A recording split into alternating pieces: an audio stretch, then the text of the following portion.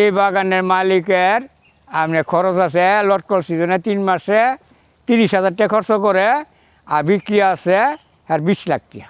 মানে 20 লাখ টাকা? 20 লাখ টাকা। এটা সত্য? সত্য। বুঝে শুনে? হ্যাঁ, এটা 100 সত্য। দেখিয়েন কিন্তু। হ্যাঁ, ইনশাল্লাহ ইনশাল্লাহ 20 লাখ টাকা আমরা বেশি এত খরচ কমে এত লাভ? এত লাভ হয়। এটা তো আপনার নিচে পরিমাণ হলো খালি গোবর দেই আর হসপিটাল দিই, এই পর্যন্ত, আর কিছু লাগে না। তো গাছে তো থোকায় থোকায় দেয় যে হ্যাঁ ধরছে লটকন, তাই না? হ্যাঁ, এইভাবেই ধরবো।